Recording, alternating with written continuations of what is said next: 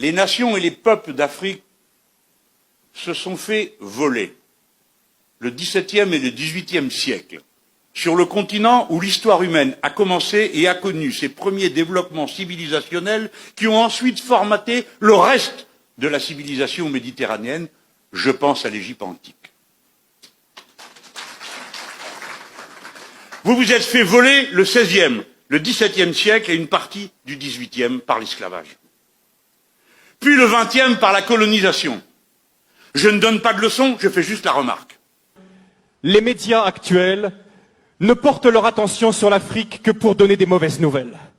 Souvent, l'Afrique, c'est le continent oublié. Il est oublié dans les négociations de l'Organisation mondiale du commerce. Il est oublié lors des grandes alliances stratégiques. Lorsque les puissants de la Terre se réunissent, très souvent, on ne parle de l'Afrique que pour couvrir ses dettes ou pour venir à son aide. Vous savez, souvent, quand on pense à l'Égypte, on ne pense pas à l'Égypte comme un pays noir, n'est-ce pas? Hein, on a eu même, quand on est dans les années 50, 60, les péplums sur l'Égypte. Comment elle est, Cléopâtre? C'est Elizabeth Taylor. Elle est toute blanche. Mais la réalité, c'est complètement différent.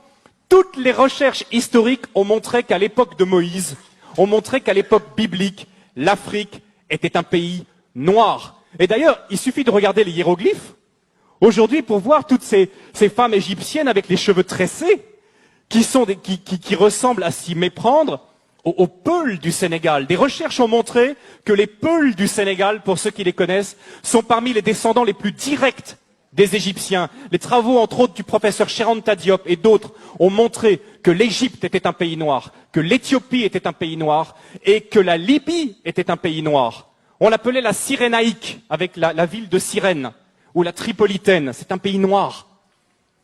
Et j'aimerais bien, justement, aujourd'hui, quand on pense à l'Afrique, on pense à quoi? Honnêtement, quelles sont les images qui viennent à nous? Nous qui sommes ici en Alsace. Je ne sais pas vous qui regardez Internet là. Mais on pense à des guerres, on pense à des catastrophes, on pense à des famines, on pense à des ennuis sociaux. Voilà les premières images qui nous viennent lorsqu'on pense à l'Afrique. Est-ce que vous savez que pendant plus de 1000 ans, c'est l'Égypte qui a nourri tout le bassin méditerranéen par son blé? L'Égypte possède un cadeau de Dieu extraordinaire qui s'appelle le Nil, qui est probablement le fleuve le plus extraordinaire du monde, un fleuve qui vient du lac Victoria au Kenya, qui coule dans un delta. Ce sont qui donnent la possibilité de faire du jardinage de façon extraordinaire. Le Nil, c'est un cadeau de Dieu. Le Nil, c'est ce qui permet à l'Égypte d'avoir toujours été riche. Et quelque chose de très intéressant aussi, ce sont les Égyptiens qui ont inventé le jardinage. Les pastèques que nous mangeons en été, ce sont les Égyptiens qui l'ont cultivé les premiers. À l'époque, l'Égypte était la première puissance économique du monde. Aujourd'hui, l'Afrique est la dernière puissance économique en tant que continent. Mais il n'en a pas toujours été de même. Ce qui se passe aussi, c'est que l'Afrique était la première puissance militaire à l'époque.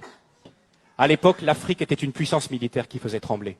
À l'époque aussi, l'Afrique dominait le monde également par ses connaissances scientifiques. C'était de l'Afrique que venait toute la connaissance. Les Égyptiens ont été les premiers astronomes, ont été les premiers à jeter les bases de nos sciences modernes. Venait également de l'Afrique. C'était aussi une époque où l'Afrique accueillait les réfugiés. Aujourd'hui, on pense que l'Afrique, c'est le pays qui envoie plutôt des réfugiés. Mais à l'époque, l'Afrique accueillait les réfugiés. La grande différence entre l'Afrique et nous, c'est que l'Afrique et les Africains sont concentrés et se focalisent sur les personnes, alors que nous nous focalisons sur les choses. Et le retour, souvent, quand je reviens du Sénégal et que je reviens en Europe, et ma femme a le même sentiment que moi, c'est le matérialisme qu'on retrouve ici, l'attachement passionné aux objets, aux choses. C'est quelque chose qui finit par nous blesser. Et je sais que c'est quelque chose pour tous les visiteurs africains et pour tous ceux qui sont ici qui les blessent. Parce qu'en Afrique, la première chose, la plus importante, c'est les personnes. Vous ne pouvez pas savoir à quel point je bénis Dieu que mes enfants soient élevés en Afrique. Je bénis Dieu. Vous savez, lors de notre premier retour, après 3 ans passés en Afrique, notre premier retour, on avait une petite fille, notre deuxième, Loïs. Je crois qu'elle avait 2 ans. Et quand elle venait ici en Alsace, elle passait son temps comme ça à lever les mains.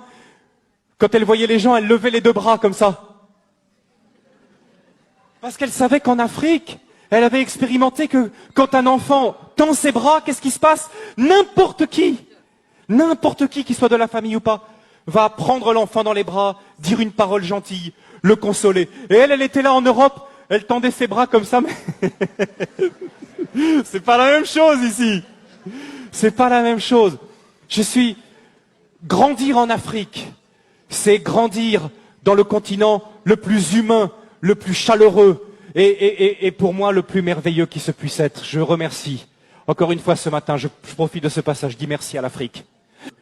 L'Afrique est le continent le plus humain du monde. Alors bien sûr, chez nous, ça nous a apporté beaucoup. On a le développement, on a les machines, les voitures, on vit plus longtemps, on est en meilleure santé, on a de l'argent en banque. Est-on plus heureux? Est-on plus heureux? On nous dit toujours qu'on cherche le bonheur. Et je partage quelque chose aussi avec vous ce matin, c'est que je trouve en moyenne que les Africains que je connais sont beaucoup plus heureux, même s'ils ne sont pas chrétiens, sont en moyenne beaucoup plus heureux que même beaucoup de chrétiens que je connais en Europe. C'est triste à dire, n'est-ce pas? Mais nous sommes tellement soucieux. Et si nous regardons bien d'où viennent la plupart de nos soucis, viennent souvent de questions matérielles. Questions d'argent, des questions de travail qui nous minent. Mais les Africains que je connais, même s'ils ont des situations beaucoup plus difficiles, ni sécurité sociale, pas beaucoup d'accès aux médicaments, compte en banque, la plupart du temps, rien du tout, mais heureux de vivre et reconnaissant pour les petites choses.